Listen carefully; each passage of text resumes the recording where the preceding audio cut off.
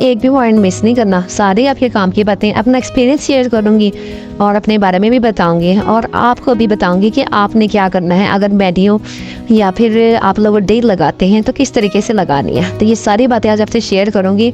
और अगर कोई बैड कमेंट्स आ जाते हैं या फिर आपको कोई बुरा भला कह रहा आता है अपने खाने पकाने के बारे में, तो आपने काम छोड़ना नहीं है, बल्कि दिल लगा के मज़ीद काम करना है। तो आपने इस सिलसिले में परेशान ही नहीं होना। वो समझे वो आपके हिस्से का रिस्क था ही नहीं, वो किसी और को मिलना था या आपको नहीं मिलना था। तो बस इस बात पे तो सबसे पहले तवक्कुल करें ना कि जो मेरा रिस्क है ना वो मुझे खुद ब खुद मिल जाएगा। अल्लाह ताला मुझे उस रास्ते में ले जाएगा, मुझे उस वसीले की तरफ ले जाएगा। दूसरी बात, बिस्मिल्लाहिर्रहमानिर्रहीम, अस्सलाम वालेकुम, क्या हाल चाल है। होपफुली आप लोग ठीक ठाक होंगे। अल्लाह पाक आपके रिस्क में बहुत ज़्यादा बरकत दे और आपके ज़िंदगी में आसानियाँ पैदा करें। आमीन आमीन सो आमीन। तो ये पहली बात ये है कि जो मुझसे सबसे ज़्यादा क्वेश्चन किया जाता है कि मेन्यू प्राइस किस तरह सेट करें। तो फूड पांडा पर हम काम करना चाहते हैं, लेकिन मेरे डियर सिस्टर, सबसे पहले तो ना आप फूड पांडा पर काम का आगाज़ दिल से करें। दूसरी बात यह है कि आपने मेन्यू कैसे सेट करना है। आपको कैसे पता चलेगा कि आपके एरिया में कौन सी डिशेस ज़्यादा चल रही हैं।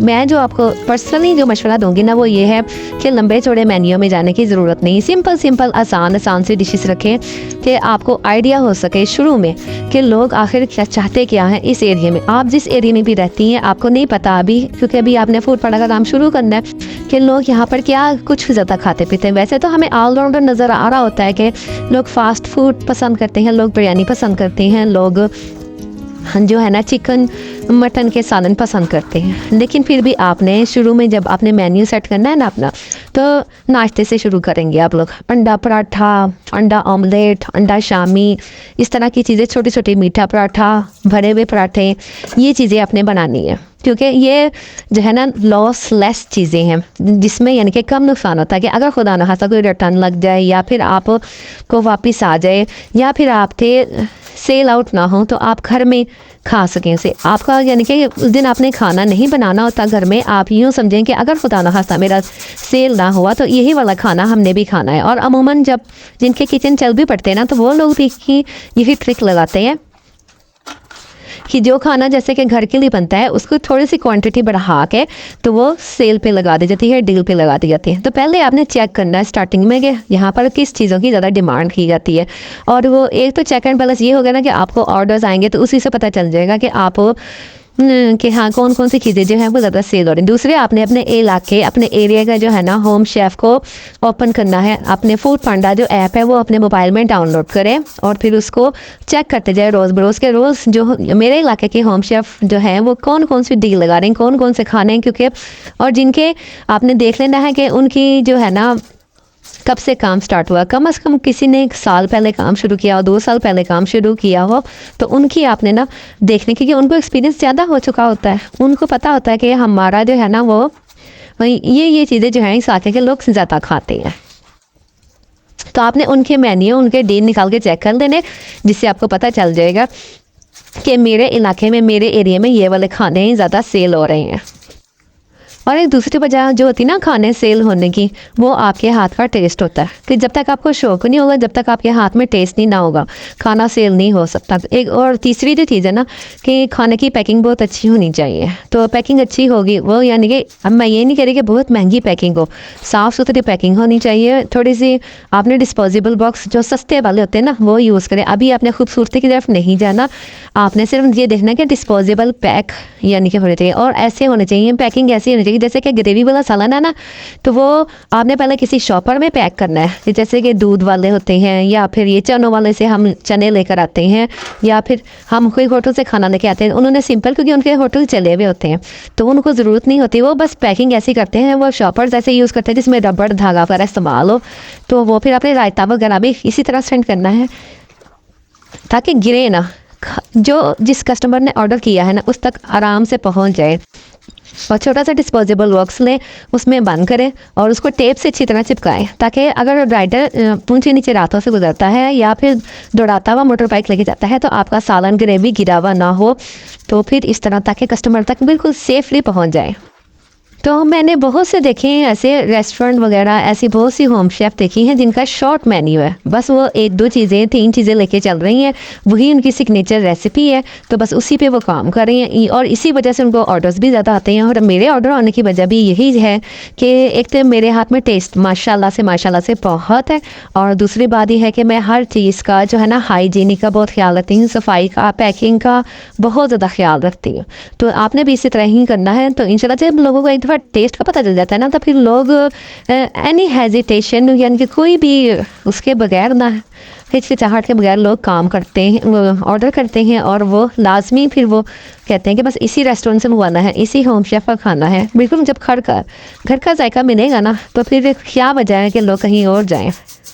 तो आप लोग ना अपने जहन से ये बातें निकाल दें कि जी मैंने लंबा चौड़ा मेन्यू रेडी करना है, मेरे पास ज़्यादा सारे पैसे होने चाहिए, तो फिर ही काम चलेगा। ऐसा कुछ भी नहीं है, बस आपने शॉर्ट लिस्ट कर लेना है अपने मेन्यू को और अपना काम शुरू करने का इरादा कर लेना है। तो फिर आगे तो आपको पता ही है कि जब इंसान इरादा करता है और मेहनत करता है, सबसे बड़ी बात, फिर अल्लाह ताला उसका अजर ज़रूर देता है, उसका सिला भी ज़रूर देता है। मेहनत कभी रायगा नहीं जाती, कभी रायगा नहीं जाती, उसका फल आपको मिल के ही रहता है। और दूसरी बात ये है कि अपनी ना पब्लिसिटी को बिल्कुल भी ना रोकें। पब्लिसिटी आपने कैसे करनी है, तो आपने उसके लिए मार्केटिंग करना बेहद ज़रूरी है। अगर आपको काम आता है, आपका काम अच्छा है और आप खाना बनाना जानती हैं, तो कोई फ़ायदा नहीं जब तक कोई आपको जानता नहीं है, कोई आपने मार्केटिंग नहीं की, कुछ भी आपने लोगों को बताया ही नहीं है, तो फिर कैसे पता चलेगा एक बंद कमरे में, एक बंद घर में क्या हो रहा है इस घर में। लोगों से मिलें जुलें, बातचीत करें, इधर उधर अपनी हाव नो दें और इंट्रोड्यूस करवाएं खुद को और विज़िट करें। आपने फूड पांडा का तो काम करना ही करना है। फूड पांडा आपका ये एक लोगों तक पहुंचने का ज़रिया है। तो जब आपको पता चल जाता है कि आपकी पब्लिसिटी हो गई है, आप लोगों में अच्छी तरह जान पहचान आपकी बन चुकी है, तब बस आप प्राइवेट बिज़नेस की तरफ आते जाएँ आहिस्ता आहिस्ता, क्योंकि जो प्राइवेट बिज़नेस में फ़ायदा है ना, वो फूड पांडा पर नहीं। फूड पांडा एक प्लेटफॉर्म ज़रूर है लोगों को खाने पहुंचाने का, लेकिन ये हमारी मंजिल नहीं हो सकती, ये हमारा मकसद नहीं है। ये बस एक काम है, चल सोचा जिस तरह एक जॉब इंसान करता है और जॉब पे जो है ना औने पौने थोड़े बहुत पैसे मिलते रहते हैं, तो इसमें तो वही सब कुछ है, यही इसकी रियलिटी है, यही सब कुछ है इसके। अच्छा जी, साथ के साथ चैनल को और वीडियो को जल्दी से लाइक कर लें और बेल आइकन ज़रूर प्रेस करें, सब्सक्राइब करें और जहाँ तक हो सके मेरी वीडियो को शेयर भी करें।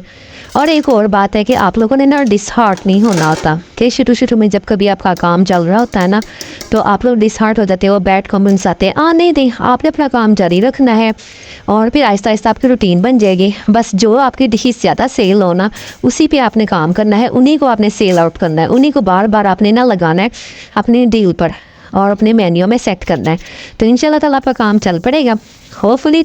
और भी बहुत सी बातें हैं जो कि ना एक ही वीडियो में करना नामुमकिन सी बात होती है। आप लोग मुझसे क्वेश्चन किया और मुझे बहुत अच्छा लगता है कि जब मुझसे कोई क्वेश्चन करता है और कुछ भी मशवरा लेना चाहता है, तो फिर मुझे खुशी होती है कि चलिए मैं आप लोगों के काम आई हूँ। और जब आप लोग मैं अपनी वीडियो अपलोड करती हूँ ना, तो फिर मुझे बहुत इंतज़ार होता है कि किस किस ने क्वेश्चन किया है, किस किस ने सब्सक्राइब किया है, लाइक किया है। तो मुझे बहुत खुशी होती है कि चले मैं किसी के काम आई हूँ, मेरी वजह से किसी को फ़ायदा हो रहा है। और मेरी बहुत सी ऐसी सिस्टर हैं जो मेरे ना इंस्टा पर आती हैं और वो मुझसे मतलब बात करती हैं और मुझे बताती हैं कि हमने आपने ये मशवरा दिया था, तो ये अच्छा लगा, हमने ऐसे किया। तो फिर बहुत खुशी होती है।